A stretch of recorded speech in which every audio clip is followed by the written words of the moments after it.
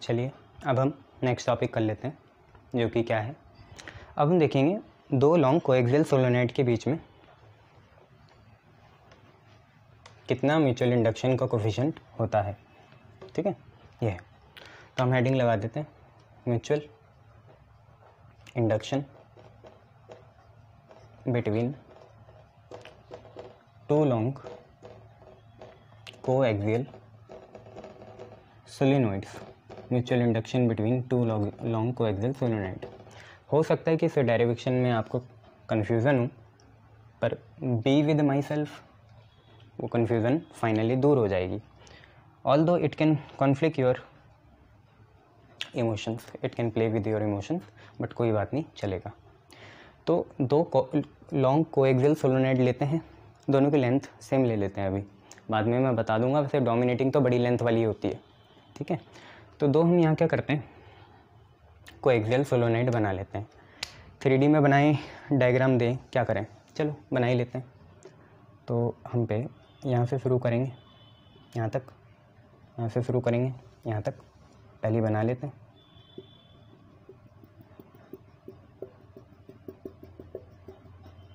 ये होगी, दूसरी यहाँ से बना लेते हैं।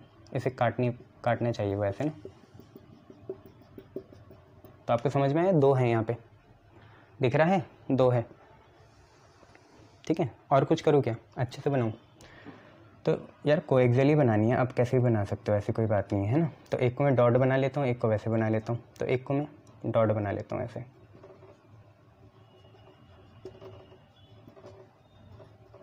और एक को मैं ऐसे बना लेता हूँ अंदर ना। दोनों की एक्सिस सेम है।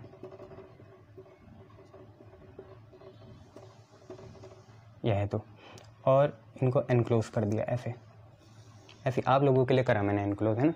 तो दो हैं, आप कैसे भी बना लो, ऐसी कोई दिक्कत नहीं है। वैसे दो हैं, वो दिख रही है आप लोगों को अच्छे से, दो हैं यार, एक तो ये रही और एक ये है। तो मैं बोल रहा नहीं, आपके इमोशन के साथ खेलेगी, इसलिए बच जाओ।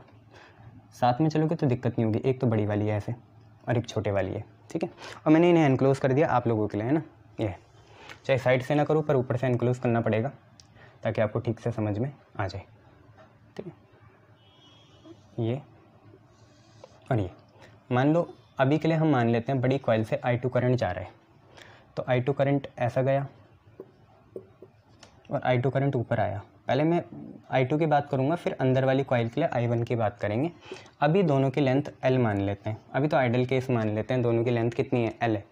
तो आप इसकी थ्योरी क्या लिखना चाहोगे यार, बताओ। हम वैसे दोनों कॉइल को कुछ नाम भी दे सकते हैं। बड़ी वाली को S1 दे सकते हैं, छोटी वाली को S2। ये छोटी वाली इसे S2 दे देंगे, बड़ी वाली को S1 दे देंगे। तो अब हम लिखना शुरू करते हैं इसकी थ्योरी। थ्योरी क्या होगी, late us consider two coils, दो हम कोएक्सियल सोलेनोइड या कॉइल्स को कंसीडर करते हैं।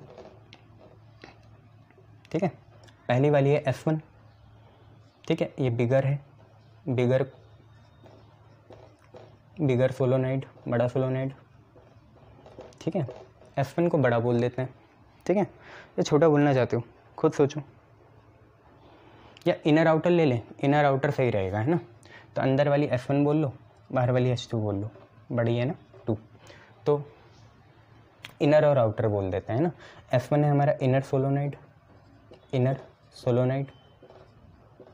हैविंग लेंथ, इनर सोलेनोइड है, लेंथ इसकी कितनी ले लें, स्मॉल n ले लें, रेडियस इसका ले लें R1, and number of turns आप ले लो N1। ठीक है, अभी एक ही करंट की बात करेंगे, दो की नहीं, दो मैग्नेटिक फील्ड की नहीं, अभी एक ही की बात करेंगे। ठीक है, एंड S2 जो है हमारा बिगर, बड़ा वाला सोलेनोइड है, बड़ा वाला सोलेनोइड, जिसकी भी लेंथ स्मॉल l है, having length small l, radius R2, and number of turns, इसके भी नंबर ऑफ टर्न्स हम कितने मान रहे हैं, हम इसके नंबर ऑफ टर्न्स मान लेते हैं R2 N2। ठीक है, ये हमने चीज़ मान ली। अब हम एक काम करते हैं, S2 जो हमारा बड़ा वाला है, बिगर वाला है, इनर मतलब आउटर है, जो हमारा आउटर वाला है, उससे एक ऐसा करंट फ्लो कर रहा है जो टाइम के साथ वेरी करेगा। वो करंट टाइम के साथ वेरी करेगा मतलब टाइम के साथ चेंज होगा, तभी तो फ्लक्स बन पाएगा, तभी तो इंडक्शन हो पाएगा। उसको टाइम के साथ चेंज होना ही पड़ेगा, ठीक है। टाइम के साथ चेंज होगा तभी फ्लक्स चेंज होगा। करंट के मैग्नीट्यूड में चेंज आएगा तभी फ्लक्स चेंज होगा। तो हम मान लेते हैं कि consider a time varying current I2 that flows through S2 in any instant t। एक टाइम वेरिंग करंट मान लेते हैं, चलो छोटा सा टाइम ले लो dt, ठीक है। तो एक टाइम वेरिंग करंट है I2 जो फ्लो कर रहा है किसके साथ, आउटर सोलोनाइड से, कितने इंस्टेंट में, dt इंस्टेंट में, ठीक है। तो इसकी वजह से क्या होगा, ये एक फ्लक्स बना देगा, है ना, ये है। और फ्लक्स कितना बनाएगा, तो फ्लक्स को यार आप phi2 नाम देना चाहोगे या phi1, ये दिक्कत है, क्योंकि मैंने आपको पहले ही बताया था कि दोनों के एरिया के बीच में तो कोई फ्लक्स जनरेट ही नहीं हो पाएगा, दोनों के एरिया के बीच में कोई फ्लक्स जनरेट नहीं हो पाएगा, और सोलोनाइड के रीजन के बाहर भी कोई फ्लक्स जनरेट नहीं हो सकता। फ्लक्स वहीं जनरेट हो सकता है जहाँ इनसाइड इफेक्ट हो या एज इफेक्ट ना हो या इनसाइड डोमिनेशन हो, वो आपके अंदर ही होगी, इनर वाली कॉइल में होगी।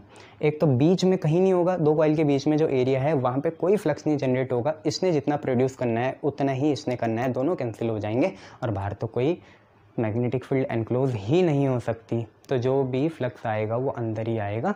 तो फ्लक्स तो phi1 ही लेना पड़ेगा। इसलिए मैं बोल रहा था कंसेप्ट के साथ खेलेगी, इसलिए थोड़ा समझ के चलना, बार बार 10 बार गहराई को समझना जो मैंने बोला, तो आपको समझ में आ जाएगा। तो विच सेट्स अप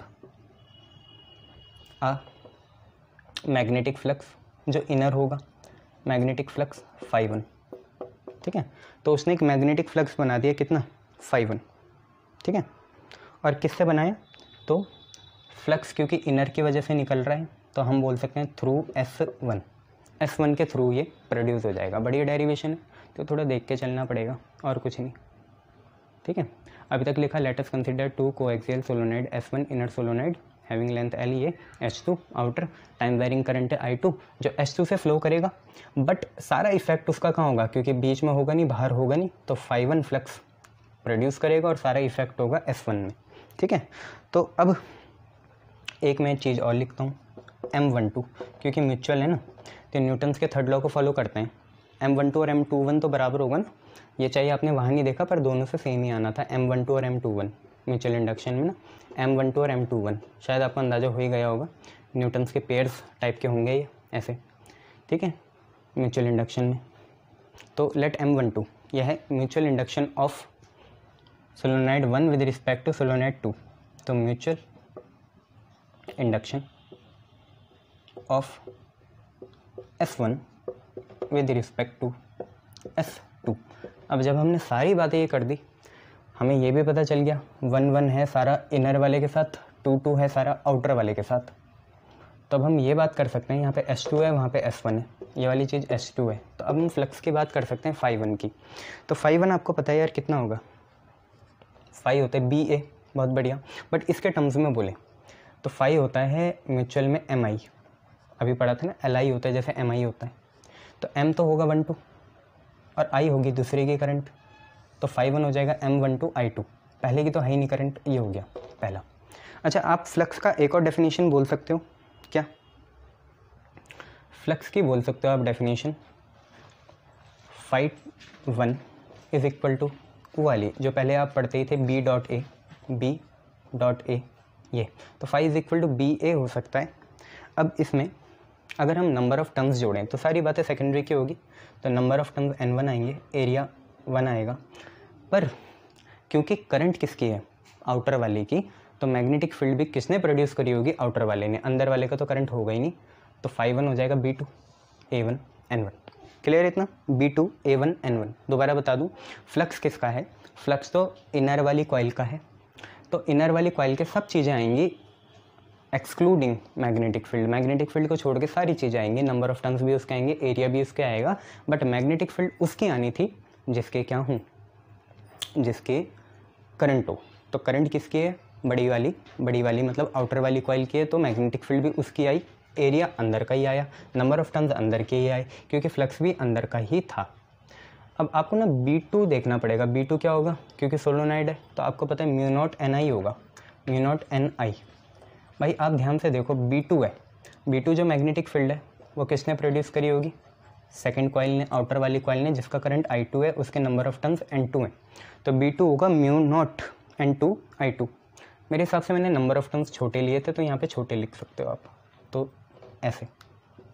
अब अगर इसको यहाँ पे इंट्रोड्यूस कराया तो देखो φ1 की वैल्यू क्या बनी, φ1 की वैल्यू बनी B2 हो गया म्यू नॉट N2 I2। फिर आप पे आया एरिया A1 और नंबर ऑफ टर्न्स है N1। यार एरिया आप खोलना चाहो तो खोल के लिख लो, कितना होता है πr1², वो आप खोल के लिख सकते हो, ऐसी कोई दिक्कत नहीं है। तो φ1 कितना होगा, म्यू नॉट हो गया, बहुत बढ़िया, N1 N2, ठीक है, म्यू नॉट N1 N2। फिर है I2 mu naught N1 N2 I2, और एरिया 1 कितना है πr1²। एक तो ये ऐसे है ना तो दिखता नहीं है, तो धीरे धीरे होती है डेरिवेशन। दूसरा, ठीक है, ये इसके बाद क्योंकि दोनों सेम है तो फ्रॉम फर्स्ट एंड सेकंड हम एक चीज़ लिख सकते हैं कि यहाँ पे M12 I2 बराबर होगा सेकंड से mu naught N1 N2 I2 πr1 का स्क्वायर। I2 से I2 cancel, mutual induction of first coil, inner coil with respect to outer coil, first with respect to second, S1 with respect to S2 आया mu naught N1 N2 πr1², यह है।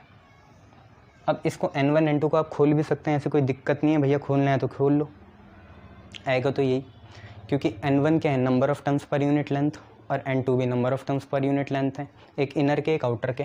तो जब आप इसे खोलोगे, ठीक है, एक तो पहली फॉर्म आपकी ये हो गई, ठीक है, इसे अल्फ़ा मान लो, अल्फ़ा फॉर्म हो गई। बीटा फॉर्म क्या है कि mutual induction of first with respect to second μ1, N1 number of turns पर यूनिट लेंथ है, मान लो टोटल टर्न्स N1 होंगे, और पहले वाली इनर वाली कॉइल की भी लेंथ L होगी। N2 देखेंगे तो N2 होगा total turns in outer coil N2, और इसकी भी लेंथ L है, और यहाँ पे होगा πr1²। तो M12 आपका एक और चीज़ बनी mu naught N1 N2 πr1²/L², ये, या इसे सिंपली लिख सकते हैं mu naught N1 N2 A1/L²। भाई A2 कभी आ ही नहीं सकता, A2 कभी नहीं आएगा, बाहर वाले कैसे आएगा ना, तो बीच में है फ्लक्स का चेंज बीच में जीरो है। जीरो क्यों हुआ, क्योंकि जितना ऊपर उतना नीचे, जितना आउटर उतना ही इनर, तो दोनों कैंसिल हो जाएंगे, और बाहर तो है ही नहीं करंट, तो फ्लक्स कहाँ से बनेगी, फ्लक्स सिर्फ इनसाइड डिवीजन में बनेगी। तो ये पूरी कहानी थी। ऐसे हम दूसरी बार लेंगे तो दूसरी बार भी एरिया यही आएगा, आना तो यही है। तो आप खुद समझो अभी तक क्या हुआ, दो कोएक्सियल, अब माइंड मैपिंग करो इसकी, दो कोएक्सियल सोलोनाइड थे, ठीक है, दोनों की लेंथ L थी। अंदर वाला जो था जिसे हम S1 बोल रहे थे, हाँ S1 बोल रहे थे इनर वाले सोलोनाइड को, उसका रेडियस था R1, उसमें नंबर ऑफ टर्न्स पर यूनिट लेंथ थे N1, उसका टोटल टर्न्स था कैपिटल N1, और बाकी उसमें करंट अभी कोई फ्लो नहीं हो रही थी, करंट सिर्फ बाहर वाले में फ्लो हो रही है जिसका नाम S2 है, आउटर वाला, उसके टर्न्स हैं N2, नंबर ऑफ टर्न्स पर यूनिट लेंथ N2 है, टोटल टर्न्स कैपिटल N2 है, लेंथ उसकी भी L है। फिर हमने क्या करा, हमने क्योंकि इनसाइड डिवीजन में ही सारा फ्लक्स जनरेट होगा, बीच में तो क्या होगा, जितना ऊपर का उतने नीचे का कैंसिल हो जाएंगे, और दोनों के बाहर मतलब आउटर के बाहर भी कोई फ्लक्स जनरेट नहीं होगी, करंट क्योंकि कोई इंक्लूज नहीं होगा, दैट्स वाई वहाँ पे तो जीरो है। तो सारा फ़ायदा इनसाइड डिवीजन से है, तो हम इनसाइड डिवीजन में करेंगे। तो हमने एक क्या करा, हमने मान लिया कि जो हमारी आउटर कॉइल है उसमें I2 करंट फ्लो कर रही है। अब अगर आउटर कॉइल में I2 करंट फ्लो करेगी तो वो एक time varying magnetic field produce करेगी। करंट भी आपको टाइम वेरिंग लेनी पड़ेगी तभी फ्लक्स जनरेट हो सकता है। तो मैग्नेटिक फील्ड I2 की वजह से बनी B2, और सोलोनाइड के लिए होती है B = म्यू नॉट NI। तो B2 म्यू नॉट N2 और I2, तो B2 = mu naught N2 I2, ये आ गया। अब ये जो मैग्नेटिक फील्ड होगी ये फ्लक्स जनरेट करेगी इनसाइड डिवीजन में, और फॉर्चुनेटली इनसाइड डिवीजन में अंदर वाली कॉइल थी, इनर कॉइल थी, तो उसमें ही फ्लक्स जनरेट होगा जिसका नाम होगा φ1। तो φ1 होगा BA, एरिया तो इसका ही लेना है, नंबर ऑफ टर्न्स इसके ही लेना है, मैग्नेटिक फील्ड आउटर की आएगी। तो φ1 होगा मैग्नेटिक फील्ड सेकंड वाले की वजह से B2, एरिया अपना ही A1 और नंबर ऑफ टर्न्स भी इसके अपने ही N1। तो φ जो 1 है वो बना B2 और N1 और A1, ठीक है। तो B2 की भी वैल्यू डालेंगे तो φ हो जाएगा B2 कितना आया μ0 N2 A2, और वहाँ से क्या है A1 और यहाँ से क्या है N1। तो φ is equal to B2 A1 N1, तो B2 हो गया μ0 N2, N2 छोटा वाला और A2, और क्या चल रहा है N1 और क्या चल रहा है A1, ठीक है। बस इसको करेंगे तो फिर यहाँ पे आ जाएगा, यही बोला था μ0 N2 I2 A1 N1, खोलेंगे πr1², सारी मेहनत आपको बताइए, N1 N2 N1/L N2/L है, ये सारी चीज़ें आप पे आ गई, ठीक है। तो ये आया mutual induction of first due to second. Clear, शाबाश। अब क्या कर सकते हैं, तो आपको मैंने ये बता ही दिया था, we have neglected edge effect, जो हमारे एज इफेक्ट है उसे भी नेग्लेक्ट करा, तो पूरा क्रॉस सेक्शन में लिया है एज इफेक्ट। एक तो एज इफेक्ट हटाए, साथ में क्या हटाया, साथ में जो दोनों के बीच का होगा उसमें भी 0 होगा और आउटसाइड में भी कितना होगा, 0 होगा। एरिया हमेशा हमें अंदर वाला ही लेना पड़ेगा फ्लक्स में, ये ना। अगर हम अब एक टाइम वेरिंग करंट माने I1 जो इनर डिवीजन से घूम रहा है, तो फ्लक्स तो हमेशा अंदर ही बन पाएगा, तो ये चीज़ है, ठीक है।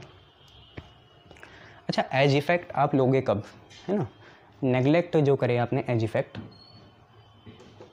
एज के इफेक्ट मतलब जो एजेस हैं सोलोनाइट के, उससे जो फ्लक्स जनरेट होगी उसे नेगलेक्ट कब करोगे, जब जो लेंथ है वो बहुत ज़्यादा हो, मतलब लॉन्ग सोलोनाइड हो एज़ कंपैरिजन टू किसके, उसके डायमीटर या रेडियस के। अगर कंपैरेबल होंगी दोनों, डायमीटर और लेंथ कंपैरेबल होगी, तो आप एज इफेक्ट को नेगलेक्ट नहीं कर सकते, फिर आपको म्यूचुअल इंडक्शन के लिए बायट-सैवर्ट लॉ या एम्पियर सर्किटल लॉ से मैग्नेटिक फील्ड निकालनी ही पड़ेगी, बट ऐसा कुछ यहाँ पे है नहीं, ठीक है। पता है ना एंड में कितनी होती है, μ0 Ni/2, वो भी इंक्लूड करनी पड़ती।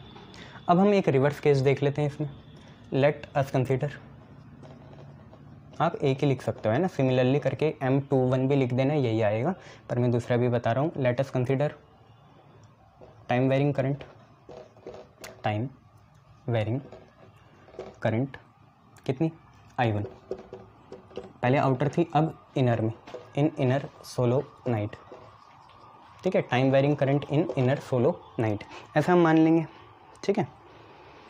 विच क्रिएट्स, अब जरा रिवर्स मान के देखते हैं, which creates magnetic flux φ2 in outer solenoid S2, मान के भी क्या जाता है, देखते हैं क्या होता है। आपको पता है न्यूटन्स के थर्ड लॉ को ये फॉलो करेंगे, हालांकि ये फोर्स तो है नहीं, बट इफेक्ट वैसे ही पैदा करते हैं, इलेक्ट्रिकल इफेक्ट, है ना। अभी तक आपने क्या देखा कि पहले की मैग्नेटिक फील्ड ने दूसरे में क्या लगाया, फ्लक्स जनरेट करा। अब हम देख रहे हैं कि इनर वाली दूसरे की मैग्नेटिक फील्ड पहले पे कितना फ्लक्स जनरेट करेगी, तो उसे हम φ2 बोलेंगे, ऑब्वियसली φ2 हो जाएगा। और यहाँ पे हम M21 लिख लेते हैं, और करंट कौन सी है, I1 ही है, तो φ2 is equal to M21 I1, जहाँ पे M21 क्या है, म्यूचुअल इंडक्शन ऑफ आउटर वाली कौन सी है, S2 solenoid with respect to inner वाली, जो कि कौन है, S1 है। ये तो हमें पता ही था, सारी मेहनत कहाँ है, दूसरे वाले में, कि उसके लिए सबसे पहले हमें B1 इंट्रोड्यूस करना पड़ेगा। 1 किसके साथ लिंक है, इनर के साथ, तो सारी बातें आपको होता है, B1 होता है μ0 Ni, ये तो पता ही है। करंट कौन सी आएगी, करंट आएगी पहले की I1 जो टाइम वेरिंग है, और नंबर ऑफ टर्म्स भी पहले के आएंगे, तो B1 is equal to μ0 N1 I1 हो गया। अगर इस मैग्नेटिक फील्ड ने दूसरे कॉइल में कोई फ्लक्स जनरेट करनी है, हम म्यूचुअल देख रहे हैं ना, सेल्फ नहीं देख रहे, जो पहले की मैग्नेटिक फील्ड होगी वो अपने पे तो कुछ करेगी फ्लक्स जनरेट, बट वो सेल्फ इंडक्शन वाला होगा, उसे हमेशा सुपरसीड या परसीड कौन करेगा, म्यूचुअल वाला। पहले की मैग्नेटिक फील्ड दूसरे पे फ्लक्स लगाएगी, तो सुपरसीडिशन है, यहाँ पे सुपरसीजन है, ठीक है, यह है। तो φ2 देखेंगे, तो φ2 आपको पता ही है यहाँ पे क्या होगा, फाई हमेशा BAN होता है। अब आप ये देखिए मैग्नेटिक फील्ड किसकी आएगी, हम 2 की बात कर रहे हैं, तो एरिया तो 2 का आएगा, नंबर ऑफ टर्न्स 2 की आनी चाहिए, और मैग्नेटिक फील्ड पहले की आनी चाहिए। बस यही सबसे बड़ी गलती हो जाएगी, मैंने पहले ही बोला एरिया पहले का ही आएगा, वाई सो, क्योंकि यहाँ पे लिख लेते हैं we can't consider A2 related with outer S2 solenoid as due to, पहली बात, एक तो आप एज इफेक्ट को इंट्रोड्यूस करना, क्योंकि एज इफेक्ट यहाँ लगेगा, चाहे इनडायरेक्टली लगेगा। दूसरी बात, there is no flux between S1 and S2 and no flux outside भी कोई फ्लक्स होने वाला नहीं है, एक तो इसके लिए, ठीक है। तो we can't consider A2 related with S2, तो मैंने क्रॉस लगा दिया, ये आपको बताना जरूरी था, आप जल्दबाजी में A2 ही लिख दोगे। Edge due to edge effect इसे इंट्रोड्यूस करा देना, कोई फ्लक्स नहीं है S1 S2 के बीच में और बाहर भी कोई फ्लक्स नहीं है, ये आपको बताना पड़ेगा, शाबाश, ठीक है। ये है, या तो आप इसमें, अरे यार यहाँ पे कोफिशिएंट आएगा है ना, म्यूचुअल इंडक्शन की coefficient of mutual induction of S2 with respect to S1, या तो आप ये बोल सकते हो कि द फ्लक्स ड्यू टू, जो फ्लक्स है ड्यू टू इनर वाले S1 की वजह से, जो कि कितना है, पहले वाले की वजह से फ्लक्स ड्यू टू S1 जो कि आपका phi2 है, पहले वाले की वजह से ही है ना, यही है। S1 की वजह से phi2 है, हाँ, S2 की वजह से phi1 था, तो कन्फाइंड सोलली पूरी तरीके से इनसाइड S1। मैं क्या बोल रहा हूँ, वो फ्लक्स जो है, जैसे एक कॉइल ये है, एक कॉइल बाहर है, तो जो इसने फ्लक्स बनाया, आपको पता है वो phi2 है, तो वो अंदर ही रहेगा, बाहर नहीं जाएगा। ऐसा क्यों है? एक तो रीज़न ये है एज इफेक्ट, बहुत लंबाई है, लंबाई इतनी है कि हम एज इफेक्ट को भी नेग्लेक्ट कर रहे हैं, इतना लंबा है कंडक्टर, तो बाहर जा ही नहीं पाएगा। There is no flux link with outside, क्योंकि बाहर कोई करंट नहीं है, कोई मैग्नेटिक फील्ड नहीं है, ये है। तो चाहे ये लिख लो चाहे ये लिख लो। Then flux due to S1 जो phi2 है, confined solely inside S1 due to its large length, as also magnetic field outside किसके, बड़े वाले के। S1 is negligible due to no flow of current, कोई करंट वहाँ फ्लो नहीं कर रही इसकी वजह से, ठीक है। ये बात आपको कहनी है, दोनों चीज़ें कह देना। तो हम A2 की जगह जहाँ कॉन्साइड है, कहाँ कन्फाइंड होगी, A1 में होगी, अंदर वाले में, बाहर तो जा ही नहीं पाएगी, इसलिए ये सारी चीज़ें लिखी हैं। ये लिख लेना ऑफिशियली, है ना, स्टार बना के। तो ये हो गया, और A1 को मैं स्टार लगा देता हूँ, A1 बहुत इंपॉर्टेंट है, स्टार लगा देता हूँ, क्यों है, अब तो आप रटी लोगे, दोनों जगह A1 है, अब गलत बात। अच्छा, अब यहाँ डालो B2, B1 कितना है, μ0 N1 I1, ये तो B1 हुआ, A1 है, और क्या है N2 आपने छोटा ही माना होगा, हाँ जी, छोटा ही आएगा यहाँ पे ना, तो यहाँ पे भी N2 आ जाएगा। ये हमारी फोर्थ हो गई, ये हमारी थर्ड हो गई, इक्वेशन थर्ड, और इक्वेशन फोर्थ को क्या करेंगे, इक्वेट। तो M21 I1 is equal to μ0 N1 N2 I1 A1, I1 से I1 कैंसिल, M21 आ जाएगा μ0 N1 N2 A1। देखो एरिया दोनों में यही आया, ये है। अब आप इसे खोलोगे तो आपको पता है क्या आएगा, M21 आ जाएगा μ0, देखो N1 को खोलोगे तो आपको पता है N1/L आएगा, ठीक है, N1/L। N2 को खोलोगे तो N2/L आया, और एरिया πr1² ही रहेगा, तो N1 N2/L² लिख देना। तो ये उतना ही आया जितना पहले आया था, M21 इज इक्वल टू वही आया, तभी तो म्यूचुअल इंडक्शन है μ0 N1 N2 πr1²/L², ये लिख सकते हो आप, ठीक है। और करोगे कुछ भी नहीं है, कहीं L तो नहीं आया, नहीं, बस इतना ही रहेगा ना, ठीक है। कोई गड़बड़ तो नहीं है, एक L और आता है, नीचे L आता है, कोई गड़बड़ नहीं है, देखते हैं, मुझे लग रहा है इंट्यूशन से कि नीचे L आता है, देखते हैं, ठीक है। मिल की गलती क्या हुई, यहाँ पे हुई, ये जो फ्लक्स है इसमें total number of terms capital N आता है, ये गलती है, तभी तो मैं लिख रहा था कैपिटल N2, पहले भी लिखा था ना, ये गलती है, क्योंकि फाई का जो भी फार्मूला उसमें टोटल टर्म्स आते हैं। चलो ये भी बढ़िया है। तो होगा क्या, फाई 2 है, ठीक है। b1 की वैल्यू तो छोटी वाली आएगी μ0 n1 I1, ठीक है, a1, और यहाँ पे बड़ा n2 आएगा। अब देखते हैं इससे फ़र्क क्या पड़ा। फ़र्क ये पड़ा कि I1 कट गया, यहाँ पे आएगा बड़ा n2, ठीक है, बड़ा n2 आ गया। अब इससे फ़ायदा क्या होगा, इससे फ़ायदा ये होगा कि जब ये n1 खुलेगा, हाँ I1 से I1 कट गया ना, जब ये n1 खुलेगा, कौन सा वाला, ये वाला, जब ये n2 खुलेगा, n2 तो ऐसे ही रहेगा, n1 खुलेगा, तो n2 तो ऐसी है, ये n2 ऐसी है, और ये जो n1 है उसकी जगह कैपिटल N1 आएगा, तो एक ही तो L आएगा, क्योंकि दूसरा वाला तो खुद ही n2 है। ये चीज़ें थी, ठीक है। तो इसे ठीक कर लेना। एक और बार बता देता हूँ मैं ये हुआ क्या।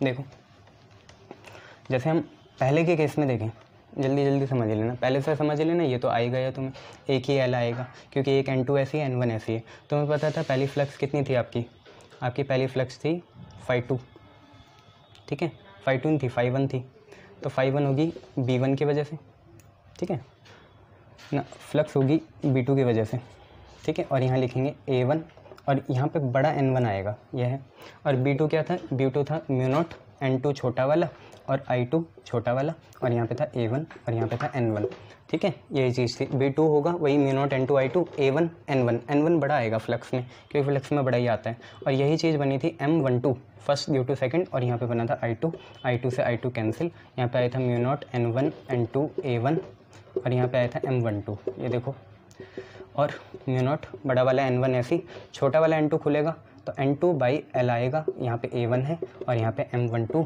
है। ऐसे सेम वहाँ पे हुआ था M21 में, तो M21 में भी ऐसे ही आया था। देखो M21 बनेगा क्या, μ0 रहेगा, ठीक है, क्योंकि वहाँ पे b1 आएगा तो μ0 होगा, स्मॉल n2 होगा, और स्मॉल n2 नहीं, स्मॉल n1 होगा और I1 होगा, ये था। साथ में क्या होगा, बाहर होगा a2 n2, तो a2 बड़ा n2 बड़ा। अब ये जब I1 से I1 कैंसिल होगा, क्योंकि I1 यहाँ पे भी आएगा, जब ये n1 खुलेगा तो n1/L आ जाएगा, तो ये भी यही बना μ0 n1 n2 a/L। तो नीचे L² नहीं आएगा, L आएगा, बस वो सही कर लो। करना कैसे सही है वो मैंने तुम्हें बता दिया है, कि जो सोलोनाइड की जो मैग्नेटिक फील्ड है उसमें तो छोटा टर्म्स ही आता है μ0 ni, पर जो फ्लक्स आता है, फ्लक्स में बड़ा n आता है, BA/N, बस। बाकी तो कंसेप्ट के हिसाब से चलना। तो यहाँ से ये प्रूफ हो गया डेरिवेशन से कि हमने ये ऑब्जर्व्ड करा कि अब ये कॉपी में लिखते हुए कितनी आसानी से हो जाती है, जल्दी। यहाँ पे वाइट बोर्ड में ऐसे ही होता है। तो ऑब्जर्व करेंगे तो होगा क्या कि M12 और M21 क्या है, बराबर आए। पहली बात तो ये है, ठीक है, ये हमने ऑब्जर्व्ड कर लिया। बस बाकी और चीज़ क्या है, और एक नोट ये लिख लेना, in case of coaxial solenoid of different length, अगर अलग अलग लेंथ के हुए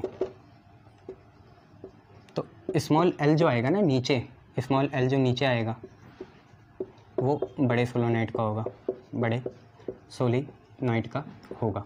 दूसरी बात, जो हम A1 लेते हैं πr1², वो दोनों में ही आ रहा है, और वो हमेशा इनर सोलोनाइड का है। किसका है, इनर सोलोनाइड का। तो जो A1 है, चाहे आपने मार्किंग कैसे भी करिए, नोटेशन कैसे भी करिए, वो हमेशा अंदर का होगा, क्योंकि एज इफेक्ट, और क्योंकि मैग्नेटिक फील्ड इतनी बड़ी नहीं है कि बाहर जाए। और दूसरी बात, अगर दो अलग अलग लेंथ के हुए तो हमेशा बड़ी वाली की लेंथ होगी स्मॉल l, ये आपको याद रखना है, ठीक है। शाबाश। गुड मॉर्निंग साथियों। आज इलेक्ट्रोमैग्नेटिक इंडक्शन का लास्ट ऑप्शनल टॉपिक पढ़ेंगे और फिर इससे रिलेटेड न्यूमेरिकल शुरू कर देंगे, ठीक है। तो आपका जो लास्ट से रिलेटेड टॉपिक है यार, वो क्लास 11 से ही जुड़ा है। वहाँ हमने कपलिंग पढ़ी थी। कपलिंग मतलब दो चीज़ों को हमें जोड़ देना है। अब वो फिज़िकली जुड़े या मेंटली जुड़े। मेंटली मतलब यहाँ पे क्या है, या तो उसके इन्फ्लुएंस में आ जाए, या असली में हम फिज़िकली उन दो चीज़ों को कपल कर दें, जोड़ दें, तो उसका कोफिशिएंट होता है कपलिंग, ठीक है। तो इलेक्ट्रोमैग्नेटिक इंडक्शन में हम पे आज का टॉपिक है कोएफिशिएंट ऑफ कपलिंग, जिसको हम K से डिनोट करते हैं। यहाँ पे यार हम दो इंडक्टर कॉइल के लिए देखेंगे इसे। तो कोफिशिएंट ऑफ कपलिंग क्या है, it is the extent it is the measure पैमाना है, ये मापते हैं इसे, मीज़र करेंगे, ठीक है। It is the measure of extent of, it is a measure of extent of coupling between any two inductive coils, दो इंडक्टिव कॉइल्स जो हैं उनके बीच में जो कपलिंग है ना, कपलिंग मतलब घुलना मिलना, उसका जो मीज़र ऑफ एक्सटेंट है उसको ये मेज़र करता है। के की वैल्यू यार जनरली बच्चों यहाँ पे K is equal to M upon under root L1 L2 होती है। डेरिवेशन इज़ नॉट नेसेसरी, आप ये याद करो, यही बहुत बड़ी बात है। एम यार आपको पता है कोफिशिएंट ऑफ म्यूचुअल इंडक्शन है, और म्यूचुअल तो दोनों का होता है, ठीक है, दो कॉइल्स का कोफिशिएंट ऑफ म्यूचुअल इंडक्शन है। और L1 L2 है कोएफिशिएंट ऑफ सेल्फ इंडक्शन, ठीक है। L1 L2 सेल्फ इंडक्शन के कोफिशिएंट है, L1 पहली कॉइल का होगा, L2 दूसरी कॉइल का होगा, और M आपका क्या है, कोफिशिएंट ऑफ म्यूचुअल इंडक्शन है। आप देख लो है क्या चीज़ है, ठीक है। कोफिशिएंट ऑफ कपलिंग है यार, इसकी वैल्यू हमेशा 1 से कम होती है, आप लोग ये याद रखना, ठीक है, क्योंकि आप खुद ही देखो म्यूचुअल इंडक्शन हमेशा L1 L2 के प्रोडक्ट से क्या होगा, बड़ा होगा, है ना। और यहाँ पे तो रूट भी है, तो याद रखना K इज़ ऑलवेज़, हालांकि ये यहाँ पे सही नहीं बैठ रहा पर कोई बात नहीं, अभी हम एक और चीज़ करेंगे, K is always less than 1, ठीक है। और क्योंकि ये दो कॉइल्स के अरेंजमेंट पे डिपेंड कर रहा है, एक से कम है, तो जैसी जैसी अरेंजमेंट होगी वैसे वैसे इसकी वैल्यू आएगी। मान लो दोनों कॉइल आपस में वाउंड अप है, प्राइमरी भी और सेकेंडरी भी वाउंड अप है, तो सबसे ज़्यादा K होगा। मान लो प्राइमरी इधर है, सेकेंडरी इधर है, और दोनों के बीच में गैप है, तो K पहले के मुकाबले थोड़ा कम होगा, पर ये हॉरिजॉन्टल है कि प्लेन में। अब मान लो प्लेन भी मैंने परपेंडिकुलर कर दिया, प्राइमरी ये है, सेकेंडरी ये है, और दोनों का प्लेन जो है एक दूसरे के परपेंडिकुलर या नॉर्मल है, अब सबसे कम K होगा, ठीक है। तो हम इसके केसेस देख लेते हैं, केसेस, ठीक है, कोफिशिएंट ऑफ कपलिंग के। तो यार केसेस क्या है, मान लो ये आप पे प्राइमरी कॉइल है और ये आप पे सेकेंडरी है, ठीक है, this is primary coil, this is secondary coil, और ये ऐसे प्रॉपर वाउंड अप है, तो K मैक्सिमम होगा यहाँ पे, ठीक है। K की वैल्यू क्या होगी, मैक्सिमम होगी, ठीक है। अब मान सकते हो आप यहाँ पे आयरन कोर है, उससे तो वैसे कुछ होगा नहीं, ठीक है, तो K यहाँ पे मैक्सिमम होगा। इससे दूसरा केस क्या हो सकता है, दोनों एक ही प्लेन में हो, दोनों एक ही प्लेन में हो, ये प्राइमरी है और ये सेकेंडरी है, एक ही प्लेन में हो, हॉरिजॉन्टल हो पर गैप हो, तो K पहले से कम होगा, इसे फर्स्ट मान लो, K लेस देन 1 होगा, बीच का होगा मतलब, है ना, मैंने ऐसे नहीं बोला मिनिमम होगा, K 1 से कम होगा। और अब क्या हो, अब प्लेन भी आप परपेंडिकुलर कर दो, तो अब तो और भी दिक्कत है, अब तो K सबसे मिनिमम होगा, ठीक है, K की वैल्यू अब सबसे मिनिमम होगी। इसका भी ना सीरीज़ और पैरेलल कॉइल्स का होता है, ये आपने 11th में भी पढ़ा था, यहाँ पे भी पढ़ लोगे तो कोई दिक्कत नहीं होगी। प्राइमरी वही है जिसमें आयरन कोर है, ठीक है, ये आयरन कोर वाली प्राइमरी है, और सेकेंडरी हमने ऐसे बना दी, ये थर्ड हमारी इलस्ट्रेशन है, तीसरी इलस्ट्रेशन है, ठीक है। और इसमें K जो होगा, K सबसे मिनिमम होगा यहाँ पे, ठीक है। तो मैक्सिमम कब है, जब प्रॉपर वाइंडिंग है दोनों की। बीच का कब है, जब एक ही हॉरिजॉन्टल प्लेन हो और अगर प्लेन एक दूसरे के परपेंडिकुलर हो, जैसे हमने ऐसे रखा है, कॉइलिंग देख रहे हो ना आप, कॉइल देखो बस, तो ये मिनिमम हो जाएगा, ठीक है। इतनी बातें याद रखना, शाबाश।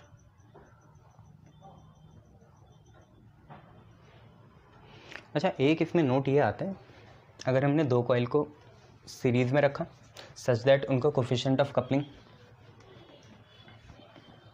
1 है, तो होगा क्या, तो note if two coils, coil वही होती है inductor, if two coils are connected in series such that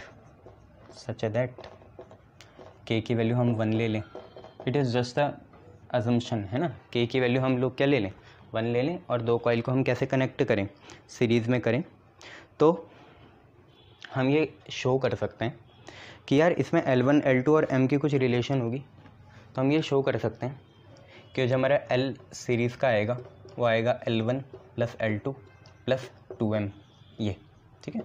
obviously derivation is not necessary and if they are connected in parallel, if they are connected in parallel, अब अगर हम इन्हें parallel में connect करें और के दोबारा 1 हो तो एल पैरेलल आएगा यार L1 + L2 - 2m, ठीक है। आप याद रखना इसे फॉर्मूले के लिए, अच्छे क्वेश्चन बनेंगे तो यहीं से बनेंगे कि अगर हम दो कॉइल्स को सीरीज़ में कनेक्ट करें और के दोनों के लिए 1 रखें, मतलब सीरीज़ में भी पैरेलल में भी, तो एल सीरीज़ कितना आएगा, देख रहे हो आप, L1 + L2 + 2m, और अगर पैरेलल रखें तो एल पैरेलल आएगा आपका कितना, L1 + L2 - 2m, ठीक है। बट अगर ना हम के की वैल्यू 0 रखें ना, तो हमारे दो कॉम्बिनेशन आते हैं सीरीज़ और पैरेलल, उनको हम डिराइव करेंगे। के की वैल्यू 0 के लिए वैसे आते हैं जैसे रेजिस्टेंस का है, तो एल सीरीज़ हो जाएगा L1 + L2 ++ Ln। ऐसी बहुत सारी हमने कॉइल लगाई, अब 2 की बात नहीं कर रहा हूँ, n कॉइल्स लगा रखी, और 1/L पैरेलल होगा 1/L1 + 1/L2 and so on करके कहाँ तक, 1/Ln तक, ठीक है। जब कब है ये, जब के की वैल्यू कितनी हो, 0 हो, के की वैल्यू 1 होगी तो ऊपर वाले हैं सीरीज़ में L1 + L2 + 2m और पैरेलल में L1 + L2 - 2m। जबकि के की वैल्यू 0 कर रहे हैं तो देखो m पे डिपेंड नहीं करेगा, ऐसा हमें मान के चलना पड़ेगा। अब अगर आप चाहते हैं तो हम इनका सीरीज़ और पैरेलल एक बार देख लेते हैं, है ना, सीखने में क्या जाता है, यू ऑल नो। तो हम देखते हैं कॉइल्स इन सीरीज़ और कॉइल्स इन पैरेलल, दोनों चीज़ें देखते हैं। कॉइल्स सीरीज़ में कैसा बिहेव करेगी, क्या सच्ची में L1 + L2 up to Ln आएगा, और कॉइल्स इन पैरेलल देखते हैं। तो हम पे है कॉइल्स इन सीरीज़, ठीक है, और कोशिश करेंगे यहीं कॉइल्स इन पैरेलल भी हो जाए, देखेंगे, कोशिश करेंगे, कोशिश करने वालों की कभी हार नहीं होती। तो वही बात को साक्षी मान के कॉइल्स इन सीरीज़ और कॉइल्स इन पैरेलल हम लोग करेंगे, ठीक है। सीरीज़ और पैरेलल, कॉइल को सीरीज़ में लगा दो यार, पैरेलल में लगा दो, इतना तो आपको पता होगा कि यहाँ पे अप्रॉक्सीमेशन क्या लेंगे, के की वैल्यू 0 लेंगे, इतना आप लोगों को पता है, ठीक है, और उसे लेके करेंगे। तो यार आप कॉइल्स को लगा दो सीरीज़ में, ठीक है। एक छोटा सा हम यहाँ डायग्राम बना लेते हैं, कुछ कॉइल्स हैं उनको हम सीरीज़ में लगा देते हैं ऐसे, ये, ठीक है, कुछ कॉइल्स हमने सीरीज़ में लगा दिया ऐसे, ये, ठीक है। और कॉइल का इंडक्टर वैल्यू आप inductive value L1 L2 L3 मान लो, ऑब्वियसली ये हेनरी में होगी, और नीचे कुछ कनेक्शन होगा आपका, ऐसा है। तो आपको पता है सीरीज़ में क्या सेम होता है, करंट सेम होता है ना। सीरीज़ में क्या सेम होता है, करंट सेम होता है, करंट सेम होता है, और EMF या वोल्टेज क्या होती है, डिफरेंट होती है, जबकि पैरेलल में कुछ और होता है। पैरेलल में EMF सेम होता है, करंट डिफरेंट होती है। और आपको ये भी पता है यार, E और L और I को तो एक ही चीज़ जोड़ती है कि E = L di/dt, माइनस गया भाड़ में, E = L di/dt होता है, ये लगा के करेंगे, ठीक है, इससे आ जाएगा, ठीक है। तो आप खुद देखो, E = L di/dt होता है ना, तो यहाँ पे क्या लिख सकते हैं, मान लो नेट EMF E बनता, ठीक है, इस इंडक्टर के अराउंड EMF होता E1, इसके अराउंड E2 होता, इसके अराउंड E3 होता, और टोटल EMF E होता। तो E बराबर होता E1 + E2 + E3 के, ये हो गया, ठीक है। और E तो टोटल के लिए है ना, टोटल के लिए क्या आएगा, टोटल के लिए आएगा, क्योंकि E होता है L di/dt, तो टोटल के लिए तो L सीरीज़ आएगा, और टोटल करंट I है, I तो सब में सेम है। तो E जो ये आपका टोटल है, इसके लिए तो मैं लिख रहा हूँ इंडक्टर टोटल सीरीज़, और यहाँ लिखेंगे di/dt, चमका ना ये। EMF के लिए क्या लिखेंगे, L सीरीज़ di/dt। E1 के लिए क्या लिखेंगे, आपको पता है L1 di/dt, शाबाश। E2 के लिए क्या लिखेंगे, L2 di/dt। सेम टाइम में सेम करंट फ्लो करेगी सबसे, सीरीज़ का यही पैमाना होता है, सीरीज़ का यही पैरामीटर होता है। E3 के लिए L3 di/dt, शाबाश। अब आप di/dt सबसे कॉमन लेना और काट देना। सर कैसे काट दिया ये, पहले di/dt कॉमन लेना है ना, di/dt जब कॉमन ले लोगे, di/dt जब कॉमन ले लोगे तो आपके अंदर क्या बचेगा, L1 + L2 + L3, ये आप पे बचेगा। तो वही करना है आप लोगों को, ठीक है। ये तो आपने ऐसे लिख लिया। अब इसके बाद क्या है, यहाँ पे बचा L सीरीज़ और वहाँ पे क्या आया L1, यहाँ पे क्या आया L2, यहाँ पे क्या आया L3। शायद यही बताया था मैंने, ये रजिस्टर के जैसे ही बिहेव करेगा और आया भी यही है ना। ये याद रखना क्योंकि पैरेलल में करंट डिफरेंट होता है। तो आप देखो DI की वैल्यू क्या है, E dt/LS है ना, ये तो ये याद रखेंगे, या LP ऐसे। अब पैरेलल में आपको पता है I डिफरेंट होगा, I अलग अलग होगा और E क्या होगा, सेम होगा, E सेम होगा है ना, EMF। तो जो डिफरेंट होता है उसी के फॉर्म में लिखते हैं हम, तो उसी के फॉर्म में लिखेंगे इसको भी। तो देखो अगर उसके फॉर्म में लिखना भी है तो पहले तो डायग्राम बनाना पड़ेगा। तो डायग्राम बना लेते हैं, पहली कॉइल ये रही, दूसरी कॉइल ये रही, तीसरी कॉइल ये रही, ठीक है। 3 कॉइल ले ली, L1 L2 L3 दिख रहा है ना ये, और सबका EMF सेम होगा, ठीक है। हमने 3 कॉइल ले ली, L1 L2 L3, बड़ा सा बना देना इसे, बनेगा तो ऐसी L1 L2 L3 ले लेना। और आपको पता है यहाँ करंट डिफरेंट हो जाएगी, तो मान लो टोटल करंट I है, छोटी वाली ना, बड़ी बना रहे I, वो बराबर होगी पहले से जितना गया, पहले से I1 जाएगा, दूसरे से I2, तीसरे से I3। ये आपने देखा है किरचॉफ का पहला लॉ, I जो है 3 पार्ट में डिवाइड हो जाएगा, तो I बराबर होगा I1 plus I2 plus I3, I1 plus I2 plus I3, ठीक है। ये I तो होगा किसके करस्पॉन्डिंग, जो पूरा इंडक्टर पैरेलल में आया।